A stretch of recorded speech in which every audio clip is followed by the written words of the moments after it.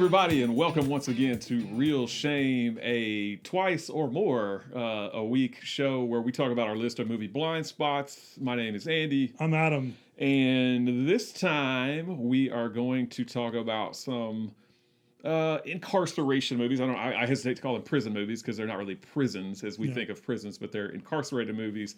Today we are going to talk about 1963's... Oh, Great Escape. Push you on the spot there. 1963 Great Escape. But before we get into that, we always like to start off the Monday episode by talking about what we have watched since the last time we filmed an episode. So, Adam, what have you watched? It's a good question. What have I watched? There's this new show on Disney Plus that I was really excited to watch. And it's called Prop Culture. Have you heard about this? I saw the thing, the icon for it, but I haven't watched any of it. So, being movie lovers that we are, it's kind of interesting, and it follows this one gentleman as he goes through and tries to find props for beloved movies. Beloved Disney properties, actually, because it's a Disney Plus show. It has to be Disney, right? So I wish that it would expand outside of just Disney, But it ain't going. But it ain't going to. At least not for the first season. But I thought it was a pretty good movie. It's pretty interesting. This guy, I haven't heard about this guy beforehand. For me, like the famous prop collector that I know is Adam Savage. He's like a well-known, popular figure Mythbusters guy, right? Mythbusters that loves props and stuff like that. So I haven't really heard about this guy, but it's a pretty good show. And with that, it kind of digs into some old Disney movies, and there's a lot of nostalgia around that. And since we watched that, one of the props he was hunting down was stuff from Honey, I Shrunk the Kids. Oh, okay. So we decided to watch Honey, I Shrunk the Kids. And that's, it's as good as I remember in the 90s. It's just a fun, family movie, And we followed that up with Ant-Man and watched Ant-Man with that. So we kind of had our own... good little double feature, yeah. We've been pairing movies together that are of like mind. And so after that, and once Kirby and I kind of did our own separate things, I actually watched Jay and Silent Bob Reboot. Which I know you watched a couple weeks ago. Mm-hmm. And man, it's a rough movie. I'd say I'm a big Kevin Smith fan. I like his personality. I like him. I like his podcast. He just seems like a genuine dude. He's likable, and he seems like, he's a nice guy, right? But man, I really like Jay and Silent Bob Strike Back. Like I really like that movie. But man, I just couldn't get into Reboot. I don't know. It didn't have like a lot of depth to it. I felt it felt very surface level to me on a lot of things. Like it didn't really go deep, and it wasn't funny. Yeah, I don't even remember what I said about it when we talked about it when I watched it. I do remember thinking it wasn't as funny. Yeah. It wasn't that funny. And I felt like, just like with Clerks 2, kind of the more dramatic stuff was more meaningful to me than the more comedic stuff when he finds out that he's got a daughter and he wants to tell her, but he can't tell her and all this other stuff. Even though that wasn't like amazing, it was better for me than a lot of the comedy was. And I'm going to say this, and maybe I'm wrong about this, is I feel like this movie focuses more on pot use than the other movies do. Like, I understand that Jay and Silent Bob, like, sell weed and, there's that comedic bit, where they show their dealers identifiers to the guys in LA and stuff like that. Mm-hmm. And, but I feel like it's really downplayed a whole bunch.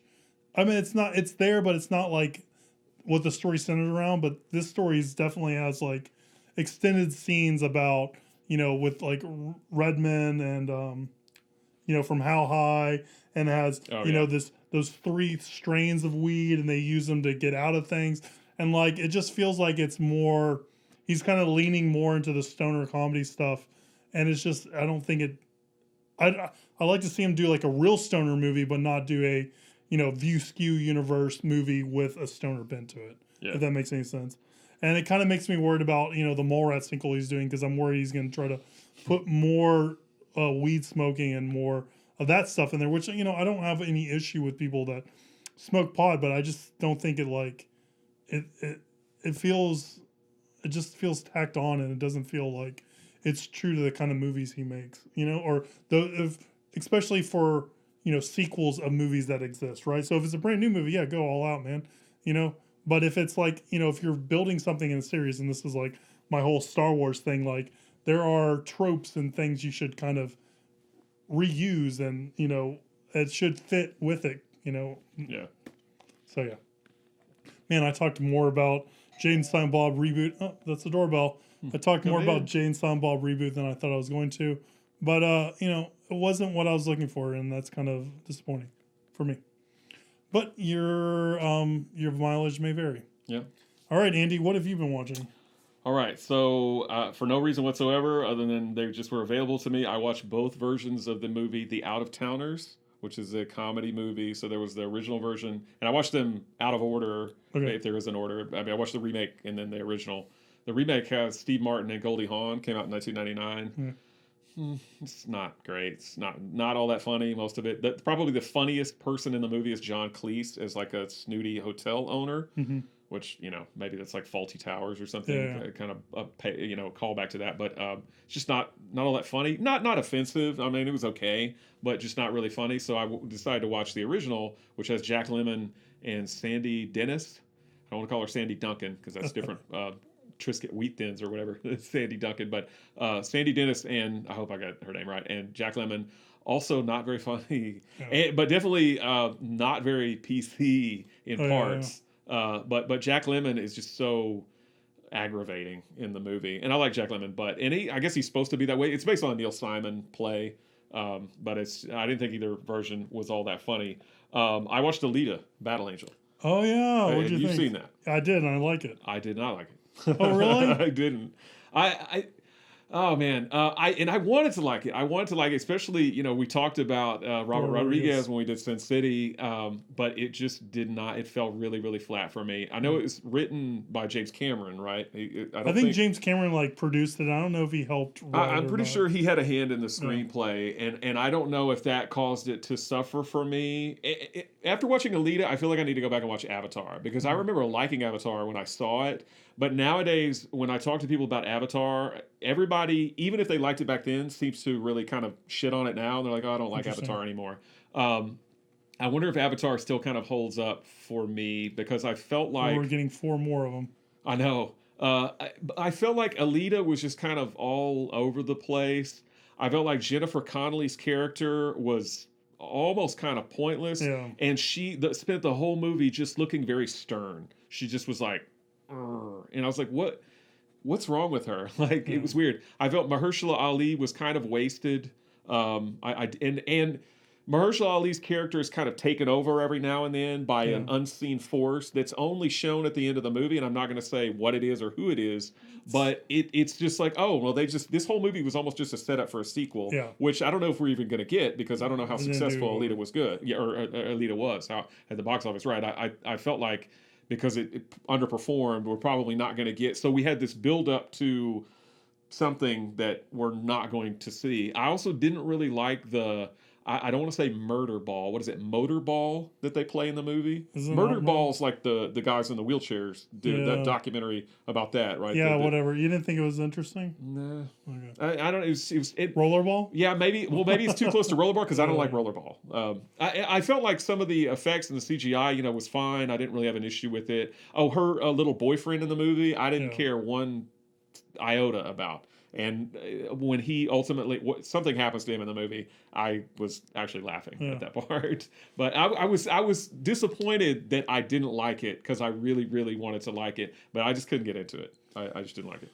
I think everything you bring up is valid. I just kind of put it in a different camp because I know it's not going to be I mean, it's a good movie, but it's not going to be a good movie. Mm. But I do think the best thing to come from that movie is that I think Robert Rodriguez's directing style changes in this movie, and it's less ADD, which I think is a good thing. He's not cutting his past. Yeah. And I feel like the CGI in this movie is better than some of his past movies. I don't know if it's done by Troublemaker Studio or if it's done outside of that, but I don't even remember seeing a Troublemaker Studios logo at the beginning, so I'm not sure. But you bring up a good point with that, actually. Not necessarily with his cutting or ADD kind of cinema. I think I just kind of prefer Robert Rodriguez's R-rated stuff. I think is probably it, because this is very much It's not R-rated. I mean, it's like PG, and it's, I don't want to say a kiddie movie. It's not Spy Kids. It's more serious than that. But I felt like it's not as gritty as maybe the Mariachi trilogy or From Dusk Till Dawn or Sin City. I think I kind of prefer that Robert Rodriguez, and maybe that's ultimately also one reason why I didn't like Alita as much. That makes sense. I got some other stuff written down here, but I'm going to skip all that. The last thing I want to talk about that I watched was Inglorious Bastards. Have you seen Inglorious Bastards? Well, I have, but I had never seen this one. I'm talking about the original Inglorious Bastards from the 70s with Bo Svensson and Fred Williamson. I like Inglorious Bastards, the Tarantino one, just fine. This movie's awesome. I loved the original, and I say original. The Inglorious Bastards that Tarantino does he just took the title and he misspelled it actually intentionally. This movie, the only thing they share really in common is that they both take place during the wartime, during World War II, and they both are called Inglorious Bastards. But this is such a fun movie. Great plot, great like B-movie kind of actors like Fred Williamson, as I mentioned, and Bo Svensson. Those guys were never huge stars, but they were in a lot of cool genre films in the 70s and the 80s. We definitely should do it, I feel like, on the show, because I think it's a heck of a lot of fun. And it moves very, very well. I felt like, even for kind of an older picture like that. I'm game to watch it. I thought it was really good. I highly recommend it. So, moving on. All right. Today, we are going to talk about a classic 1960s film, actually from specifically 1963. It's a movie that you have never seen before. Never seen before. I have seen it, but because of the length of the movie, I've only seen it one other time. It's not a movie that you can just plop down and watch anytime you feel like it. It's just shy of 3 hours. But it is The Great Escape. Or as I like to call it, The Great Escape? Is it that great? Yeah. All right. Great Escape, guys.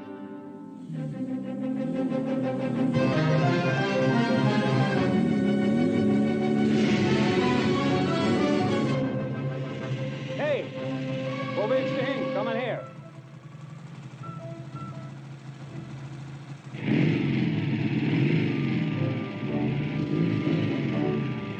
Wo willst du denn hin? Zeig mir mal deinen Ausweis. Hey!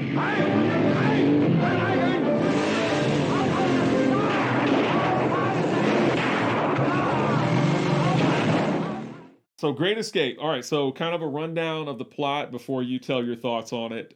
Basically, there is a POW camp in World War II. I don't remember like a specific year. I think it's kind of towards the end maybe of the war. But it's called, and I had to look this up because I don't remember saying it in the movie. The camp is, and this doesn't really have any bearing, but it's Stalag Luft the Third or 3, which, again, that's just the name of the camp that they're at. It's some British soldiers, some Australian soldiers, some American soldiers. And they basically, a lot of them are kind of known for their escape attempts. Well, they've corralled them all into this internment camp. Seems like a terrible idea. I know, right? To say, like, we are going to prevent you from doing any further escapes. Well, what's the first thing they get to work on doing? Escaping. And this is based on a true story. Is this based on a true story? Although I did read, I don't know if you read kind of the disparity between what actually happened and what happened in real life. And obviously, there are many things in the movie that did not happen in real life. And there's some text at the beginning of the film that says we've done some composites. Which is the first time I've ever seen that. And stuff like that. Well, I think it says the details of the escape are exactly as they happened, but according to what I read, they are not. I was reading too that some of it was classified still when they were making the movie. That there was actually 4 tunnels. Might have been. And the 4th tunnel wasn't like declassified until after the movie was made. Oh, I didn't know that. But or found until much later. But so they start, digging. In this movie, it's 3 tunnels: Tom, Dick, and Harry, and they've got to be very careful, obviously, because is that like My Three Sons? They don't want the Tom, Dick, and Harry was. Well, I know it's like an expression, but I don't remember exactly where it originated. But yeah, they dig the 3 tunnels: Tom, Dick, and Harry. They've got to be careful. They've got to like learn how to dispose of the dirt, and then once they get on the outside, they've got to have German clothes or uniforms or suits or whatever, and passports and papers. So they have to do all of this stuff in order to get out and successfully live outside of Germany. But that's the movie. They're trying to escape where they are confined in this POW camp and get out and try and get away. And what did you think? So I really didn't know anything about The Great Escape leading into it. I've always seen like the poster with like the motorcycle jumping what I thought was the fence. Iconic. So I was waiting for Oh man, his name's leaving. Steve McQueen. I was waiting for Steve McQueen to get a motorcycle while in the P.W. camp. Oh, and jump the wall over of that the camp. fence. Yeah, that's different little fence. So I was yeah. surprised by the fence he ended up jumping. Yeah. Well, I've actually seen this before, but I'd forgotten, and I thought Yeah. he'd got a motorcycle and jumped out of the camp too. So And I was another waiting one. for that as Yeah. well. Yeah. But it has a lot of the characters from Magnificent Seven in it. Same director as well.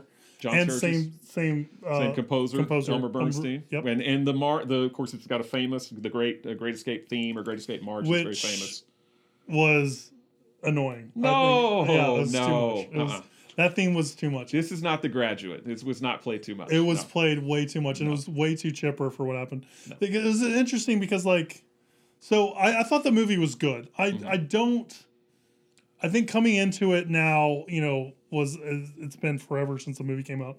It's been 50 years. I think coming into it, about 50 years later, some of it just doesn't really hold up, and I can understand and I can appreciate parts of it, but I thought it was okay. I think the score, Elmer Bernstein's score, is way too chipper and way too sing-songy for this kind of movie. I would hope for something a little bit more dramatic. Mm-hmm. And the thing that kind of struck me the most is that it doesn't end after they escape, which feels like that would be a good ending for it. It kind of continues on till they're recaptured. And the other thing is it's kind of it's not like an uplifting movie.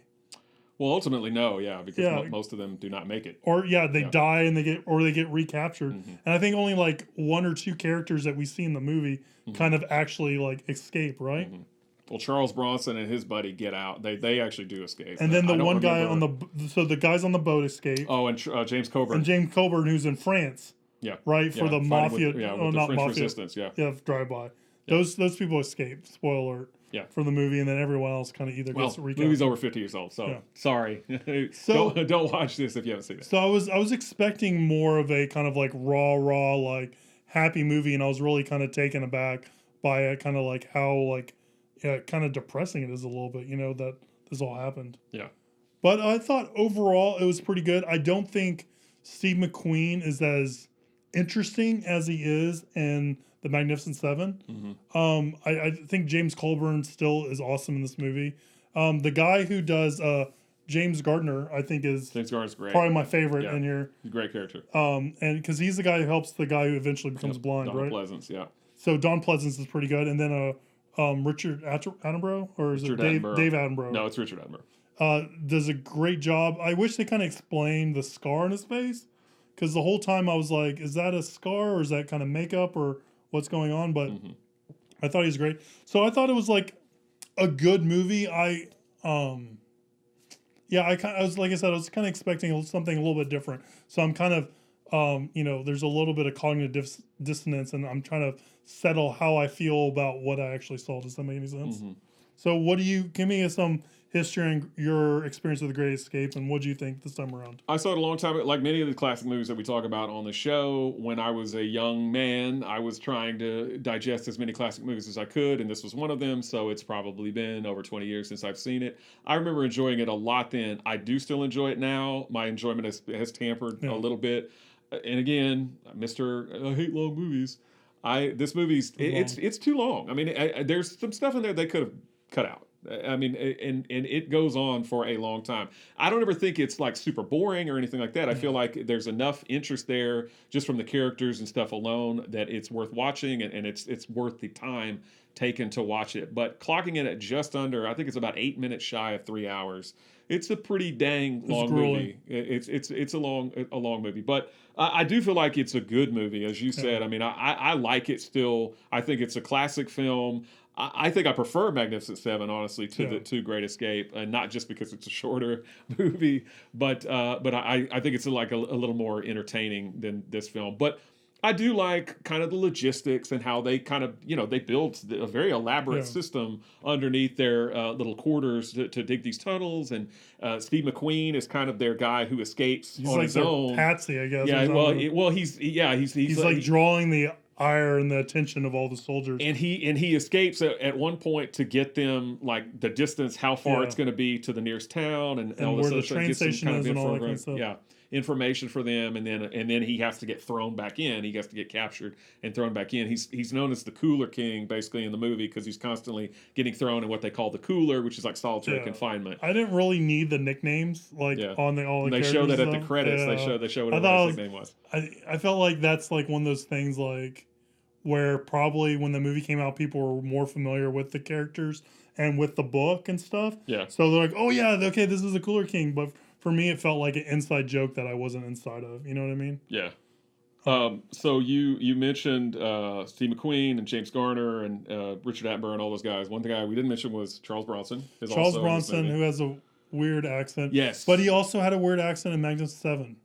I don't remember. I didn't think he had an accent in Magnificent Seven. I think that's normally how he talks. It just sounded weird to me. I think that's just his normal voice. I don't remember him trying to have an accent in Magnificent Seven, but in this movie, I think he's Polish in this movie, and that's not a good accent. Like he should have just played a different character, Danny? or just played a Polish guy who had an American accent. Yeah. He does not. Yeah, his name is Danny. He does not need to try and do a Polish accent because it was laughable to me. Again, still a cool character, still kind of a jacked guy or whatever, looks cool, awesome dude, but every time he talked, I was like cringing at how poor his Australian accent. James Coburn's Australian accent doesn't fare much better as far as I'm concerned.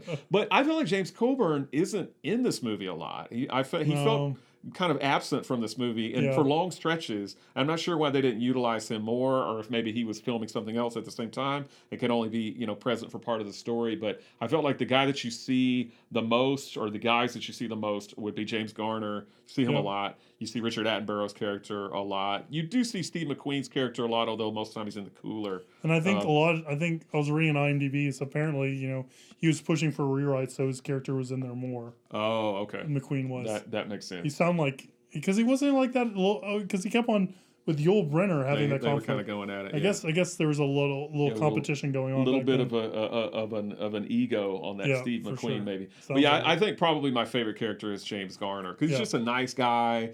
He's the forger, or not the forger. He's the getter. What do they call him? Yeah, procuring things for everybody. And Donald Pleasance, as you mentioned, is basically he's the forger. And they don't say this in the movie, but I was reading kind of afterwards. I guess because in reality, the guys that were trying to escape from that camp really did have to forge documents and stuff. And because they had to get close and kind of see, they had eye strain, and so. But in the movie, he claims that it's myopia or whatever. It's like progressive myopia or whatever. But I think it's supposed to be intentional in the movie that he's losing his eyesight because he's strained his eyes so much trying to do the forging. Although they don't mention that. Well, and that's what Richard Attenborough's character says. You've done such a good job. Blah, blah, blah. And so so at first they don't want to let Donald Pleasance's character go with them because he's a detriment to them. James Garner steps up. James Garner's like, he's coming with me, and I'm gonna get him killed later. Well. Yeah, that's true. Yeah. But yeah, so the Steve McQueen motorcycle jump happens later in the film. He's trying to elude a ton of Germans that are kind of closing in on him. A la Last Crusade a little bit. Yeah, and with the motorcycle chases around the towns. There's a border basically with a lot of barbed wire that he's able to jump kind of the first little part into basically almost like a neutral zone, but he can't. He gets shot, doesn't he? And that's the reason why he can't make it over the well, he ends up just I can't remember if he gets shot, but I know his motorcycle and him kind of land up engulfed in the barbed wire, and then they take him back to the camp. But he does survive, but he does get put back into the camp at the end. Yeah. So sorry, Cooler King, it's back in the cooler for you. And it's interesting that they put him immediately back in the cooler. Like everyone else who escaped didn't go back to the cooler, or didn't go to a cooler. Right. But him, they're like, oh, we're just gonna put him back in the cooler. Their bodies got cooler after they were 50 of them executed. Yeah. So only 76 escaped apparently. Mentioning the 50 that are shot in the movie because they're just the Germans are just fed up with it, and they're like, all right. You're not going to escape anymore because you're going to die. So they shoot these 50 guys point blank. Apparently there was a made-for-TV sequel in 1988, The Great Escape 2, that centers on kind of the search for the people who killed the 50. They're kind of hunting them down. Like Inglorious Bastards. Something, yeah. Great Escape 2. Which I was not aware of that. And apparently this movie was also, because the book came out, I guess, in 1950 or something, and there was a live television version. Television? I don't know why I said it like that. Live television version in 1951, which that would have been interesting to see live on TV. So, I kind of want to talk about this movie in popular culture. So, Once Upon a Time in Hollywood has a scene with DiCaprio in there. And also, this movie made South Park bigger, longer, uncut make more sense. Oh, really? Because when they're trying to escape or whatever, they meet and they're like, this guy's called the Mole and all that kind of stuff. Like, that whole scene is centered around the Great Escape. Oh, okay. And I need to see it again. For me, like, I understood what was going on, but I didn't get any of the references because I've never seen this movie. So that kind of was like, oh, okay, I get that. That kind of makes a little bit more sense. Okay. So I just wanted to call out those kind of two things. Well, and there's a Simpsons episode where the baby is trying to escape. Maggie is trying to escape from a nursery, daycare that's run by an oppressive lady. And they play the Great Escape theme, and she's like got her guys that they've all got their jobs to do, and they're trying to get them out. Like one unibrow baby. And, It's a very cool little tribute to Great Escape. But I don't have a lot to say about this movie. I mean, good or bad. I do agree with you that the movie it feels long for what it is. And like I said, it just feels like, it's just interesting that it's such, like it's just played as, like, I remember this movie, like, being a positive movie, and it's real. I mean, it's a lot of them just kind of being in the camp and again to kind of doing the day-to-day things. We got to dig the tunnel, we got to do this. There's definitely some drama in there where the Germans might find one of the tunnels, and then what are we going to do? So I mean, so there's definitely some things that put you maybe on the edge of your seat or give it a little more tension and stuff like that. But overall, I think just because of the sheer length of the movie, after a while, it all sort of starts to seem the same. Yeah, I think. I did like how they were pressuring the one Nazi guard. Yeah, with the more kind of gullible one. Yeah. And he took his passport and all, or his wallet. And all that kind of stuff. What I read in apparently in real life, a lot of the guards that actually worked at the camp weren't even for the Nazi. They were kind of anti-Nazi sympathizers, and they actually helped the guys escape. That would have been a better story. Yeah, they actually provided them with materials, but not because they didn't know what they were doing. They knew what they were doing. They were just like, go ahead and escape. We don't care. All right. We're remaking The Great Escape, guys, because I want to see this. That's interesting. I thought that was interesting, yeah. That's a very interesting point. And also, it's like, since it was directed since it was an American-produced movie, they centered a lot around Americans, and a lot of the characters they made American when they actually were and stuff like that. But yeah. It was basically British people only in real life. And but Commonwealth folk. Put in Steve McQueen and people like that. The screenplay was by a guy named James Clavell, who that name rings a bell to me because he wrote... Because it rhymes? No, he wrote a novel called Shogun, which became a huge TV miniseries in the 1980s with Richard Chamberlain. He did some other stuff. He actually had a film career himself. He directed movies, although I unfortunately didn't write any of them down. But the reason I bring him up is because he actually fought in World War II and was a prisoner of war himself. So I thought that was kind of interesting that he knew what he was talking about. Gotcha. Yeah. Well, that's all I have to say about Great Escape. Anything else you want to add? Only one nomination for this movie at the Academy Awards, surprisingly. Score, probably. No, it was for editing. Oh, interesting. And it did not win. It is 94% fresh on Rotten Tomatoes with a 95% audience score. Yeah. So it's a crowd pleaser. It is, and I just feel like a lot of people have nostalgia for this movie, and like I said, I would probably not rank it that high. Yeah. Coming into it new, but I don't know that I would either these days. I probably would have back when I originally saw it, but I think again, still like it, but I'm just not as blown away by it. Maybe. Yeah, for sure. Yeah. So we need to remake it true to the source material. That would be interesting. Seeing Nazi guards disenfranchised Here you go. and helping them out would be a cool thing. All right. Well, that was our review on Empire of the Sun. If you Great Escape. Oh, Empire of the Sun's next. I'm reading ahead of my notes, guys. That was our review on Great Escape. If you've seen Great Escape or you have anything to say about that, leave us a comment below or shoot us an email at Real Shame. We also answer viewer questions that come into our email address at Real Shame. Yes. Follow us on Instagram, and we'll see you next time when we're talking about Empire of the Sun. Empire of the Sun. Hint, hint. All right, guys. We'll see you next time.